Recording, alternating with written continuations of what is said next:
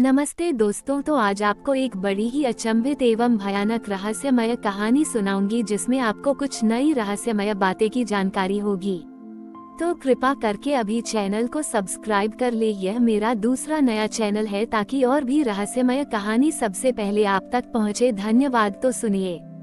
Doctor Vikram, एक भौतिक विज्ञानी, अपने लैब में एक प्राचीन घड़ी के साथ काम कर रहे थे।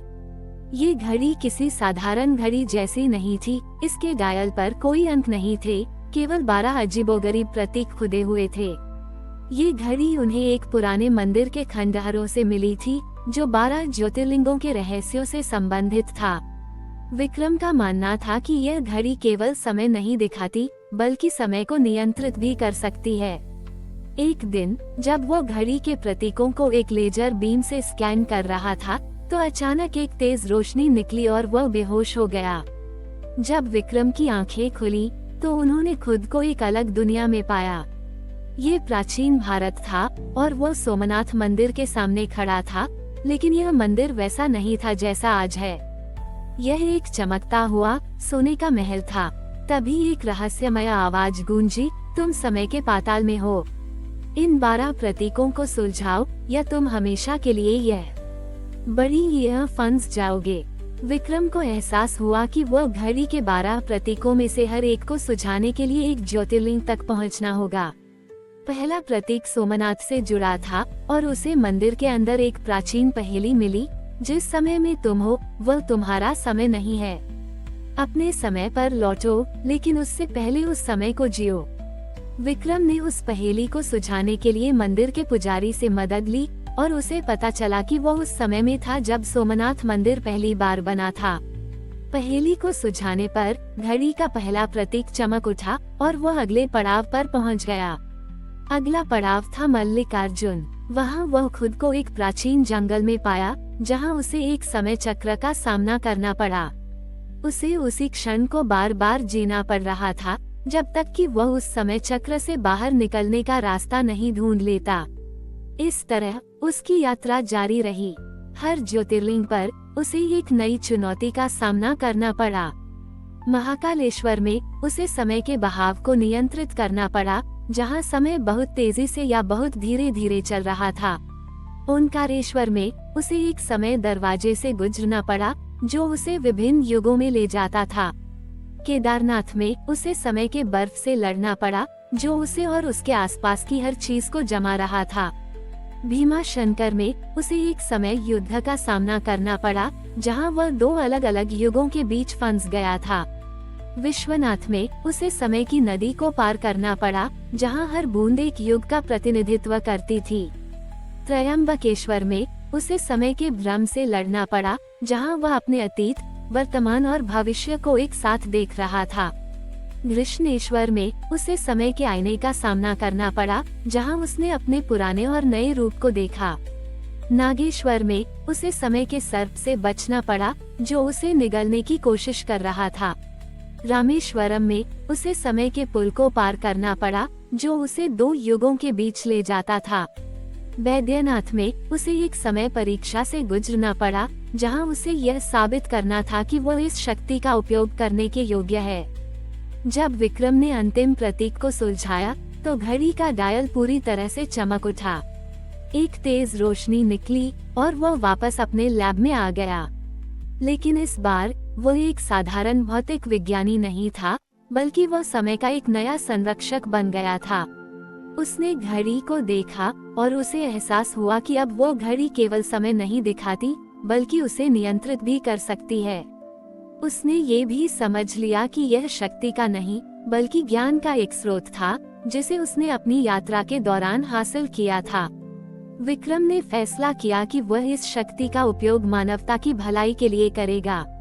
वह जानता था कि समय को नियंत्रित करना एक बड़ी जिम्मेदारी थी, लेकिन उसने ये भी समझा कि उसका जीवन अब केवल उसका नहीं था बल्कि पूरे ब्रह्मांड का था। डॉक्टर विक्रम अपनी लैब में वापस आ चुका था। प्राचीन घड़ी उसके हाथ में थी जिसकी हर टिक टिक उसे समय के बहाव का एहसास करा रही थी। वह जानता था कि अब उसकी जिंदगी पहले जैसी नहीं रही। वह सिर्फ एक वैज्ञानिक नहीं बल्कि समय का नया रक्षक बन गया था। उसने घड़ी को एक विशेष सुरक्षा बॉक्स में रखा, लेकिन उसकी आंखें उस पर से हट नहीं रही थीं। उस रात विक्रम को एक अजीब सपना आया। उसने खुद को रामेश्वरम के तट पर देखा, जहां समुद्र का पानी समय की तरह बह रहा था। अचानक एक विशाल लहर उठी और उसने समुद्र में एक प्राचीन चमकता हुआ पुल देखा, जो हवा में लटका हुआ था। पुल पर कुछ प्रतीक खुदे थे, जो घड़ी के प्रतीकों से मिलते जुलते था। जब वह उठा तो उसने अपनी कलाई पर एक नया प्रतीक देखा, जो घड़ी के डायल पर नहीं था। यह एक संदेश था। समय का पाताल अभी भी उससे जुड़ा हुआ था। उसे रामेश्वरम जाना पड़ा, जहां वह सपने में देखे गए पुल को खोजने लगा। कई दिनों की खोज के बाद उसे एक प्राचीन पांडुलिपि मिली, जिसमें लिखा था, समय का पुल केवल तभी पर रॉकेट होगा जब तुम समय के सही द्वार को खोलोगे। विक्रम ने समझा कि यह एक और पहेली थी, जिसे उसे सुलझाना था। उसने घड़ी का उपयोग करके समय को धीमा किया और उसने देखा कि लहरों के बीच एक अदृश्य ऊर्जा का प्रवाह था। उसने उस प्रवाह का पालन किया और उसे समुद्र के नीचे एक गुप्त चैम्बर मिला। चैम्बर के अंदर एक विशाल मशीन थी, जो समय के प्रवाह को नियंत्रित कर रही थी। मशीन पर एक प्राचीन शिलालेख खुदा था, ये समय का संतुलन है। यदि यह असंतुलित हुआ तो युगों का अंत हो जाएगा। विक्रम ने मशीन को ठीक करने की कोशिश की, लेकिन उसे एक और चुनौती का सामना करना पड़ा। एक समय का राक्षस, जो मशीन से अपनी ऊर्जा चुरा रहा था, उस पर हमला करने लगा। विक्रम ने अपनी शक्ति का उपयोग करके राक्षस से लड़ाई लड़ी। लड़ाई के दौरान उसे अपनी पूरी यात्रा के अनुभव याद आ गए, हर ज्योतिर्लिंग की ऊर्जा और ज्ञान, और उसने उस ज्ञान का उपयोग करके राक्षस को पराजित कर दिया। जब राक्षस नष्ट हो गया तो मशीन ठीक हो गई और समय का संतुलन फिर से स्थापित हो गया। विक्रम ने देखा कि समुद्र में एक चमकता हुआ पुल प्रकट हुआ और वह समझ गया कि यह उसकी यात्रा का अंतिम पड़ाव था। पुल के पार जाने पर उसे एक रहस्यमय आवाज सुनाई दी, तुमने अपनी परीक्षा पूरी कर ली है। तुम न केवल समय के रक्षक हो, बल्कि समय के निर्माता भी हो। विक्रम ने देखा कि पुल के अंत में एक विशाल द्वार था, जिस पर एक और प्रतीक खुदा था, एक 13वां प्रतीक। जब वह द्वार के पास पहुंचा, तो उसने देखा कि ये द्वार एक नए युग की शुरुआत का प्रतीक था, एक ऐसा युग जहां मनुष्य समय को नियंत्रित कर सकता था। लेकिन विक्रम ने द्वार के अंदर न ही जाने का फैसला किया। वह जानता था कि शक्ति का दुरुपयोग नहीं करना चाहिए और समय को नियंत्रित करना सबसे बड़ी जिम्मेदारी थी। वह वापस आ गया और अब वो केवल एक रक्षक नहीं था, बल्कि एक शिक्षक भी था। उसने अपनी कहानी दुनिया के साथ साझा नहीं की, लेकिन उसने युवा वैज्ञानिकों को समय और ब्रह्मांड के रहस्यों के बारे में सिखाना शुरू किया, ताकि वे भविष्य में समय के पाताल की रक्षा कर सकें। डॉक्टर विक्रम अब अपनी लैब में शांत जीवन जी रहे थे, लेकिन उनके भीतर समय का पूरा ब्रह्मांड समाया हुआ था। उन्होंने 13वें द्वार से न गुजरने का जो निर्णय लिया था, वह सिर्फ एक व्यक्तिगत पसंद नहीं थी, बल्कि मानवता के भविष्य के लिए एक गहरा संदेश था। वे जानते थे कि असीमित शक्ति का लालच हमेशा विनाशकारी होता है और सच्चा ज्ञान नियंत्रण में रहने से ही फलता फूलता है। उनकी प्राचीन घड़ी अब सिर्फ एक कलाकृति नहीं थी, बल्कि उनके ज्ञान और संयम का प्रतीक थी। उन्होंने कभी भी अपनी असाधारण क्षमताओं का प्रदर्शन नहीं किया, लेकिन उनका प्रभाव सूक्ष्म और गहरा था। वे युवा वैज्ञानिकों और छात्रों को पढ़ाते थे, उन्हें समय, ऊर्जा और ब्रह्मांड के रहस्यों के बारे में गहरी समझ देते थे। वे उन्हें सिर्फ सिद्धांत नहीं सिखाते थे, बल्कि जिम्मेदारी और नैतिकता का पाठ भी पढ़ाते थे, जिसके बिना कोई भी खोज अधूरी है। विक्रम ने अपने अनुभवों को कहानियों के रूप में सुनाया, रोमांचक यात्राएं, अद्भुत पहेलियां और समय के अदृश्य धागे। वे कभी भी सीधे तौर पर ज्योतिर्लिंगों या 13वें प्रतीक का उल्लेख नहीं करते थे, लेकिन उनकी बातें इतनी प्रेरणादायक होती थीं कि उनके छात्र अनजाने में ही ब्रह्मांड के संतुलन और अदृश्य शक्तियों के महत्व को समझ जाते थे। उन्होंने एक नई पीढ़ी को तैयार किया, जो विज्ञान और नैतिकता के बीच एक मजबूत सेतु बनाने में विश्वास रखती थी। कई वर्षों बाद, जब डॉक्टर विक्रम बहुत वृद्ध हो चुके थे। उन्होंने अपनी प्राचीन घड़ी अपने सबसे प्रतिभाशाली और नैतिक छात्र अनुज को सौंप दी।